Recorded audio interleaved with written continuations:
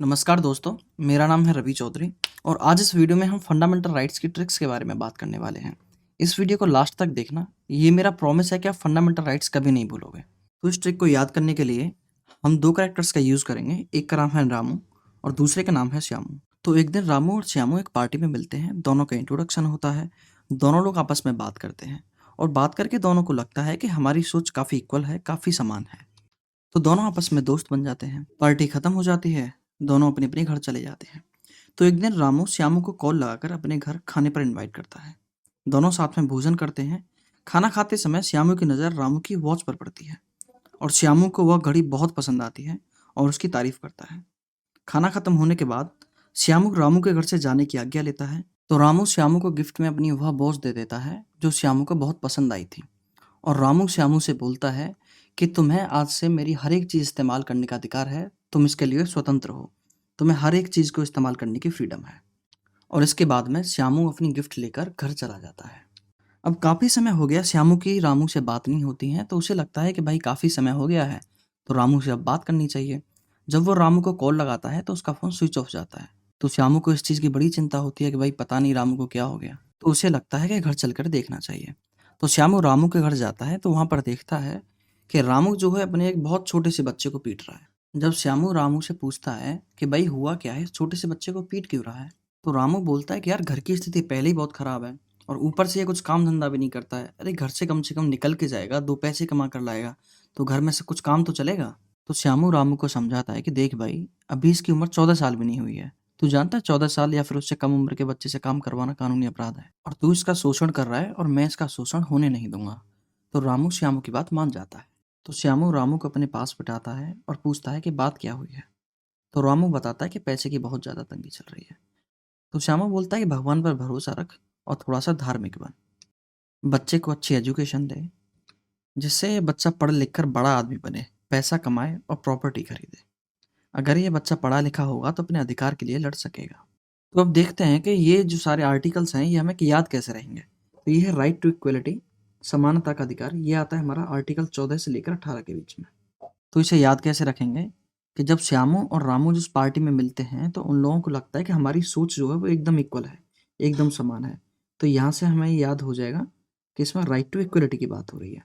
फिर उसके बाद में क्या होता है कि रामू जो है श्यामू को इनवाइट करता है अपने घर में और वो बताता है कि तुम्हें मेरी हर एक चीज़ यूज़ करने का अधिकार है, तुम्हें मेरी हर एक चीज़ यूज़ करने का फ्रीडम है।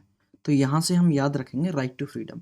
ये आता है हमारा 19 से लेकर 22 तक। उसके बाद में जब रामू अपने बच्चे को पीट रहा होता है तो श्यामू उसे समझाता है कि इस तरीके से शोषण करना गलत है, मैं तुम्हें शोषण नहीं करने दूंगा। तो यहाँ से हम याद रखेंगे राइट अगेंस्ट एक्सप्लोटेशन, हिंदी में इसे कहेंगे शोषण के विरुद्ध अधिकार। और इसके लिए आर्टिकल है हमारे 23 और 24, 23 और 24। उसके बाद आता है right to freedom of religion, धार्मिक स्वतंत्रता का अधिकार। इसके लिए आर्टिकल है हमारे 25 से लेकर 28 तक। तो इसे कैसे याद रखेंगे, जब रामू अपने बच्चे को पीट रहा होता है तो उसके बाद में श्यामू जब उसे उसकी परेशानी पूछता है तो वो बताता है कि पैसे की बहुत ज़्यादा तंगी है। तो उसके बाद में श्यामू बोलता है कि तुम्हें थोड़ा सा धार्मिक होने की ज़रूरत है। ठीक है ना, तुम्हें थोड़ा धार्मिक होने की ज़रूरत है। तो इसे हम यहाँ से याद रखेंगे। उसके बाद में आता है कल्चरल एंड एजुकेशनल राइट्स, जिसे हिंदी में कहेंगे संस्कृति और शिक्षा का अधिकार। ये आता है हमारा आर्टिकल 29 और 30 में।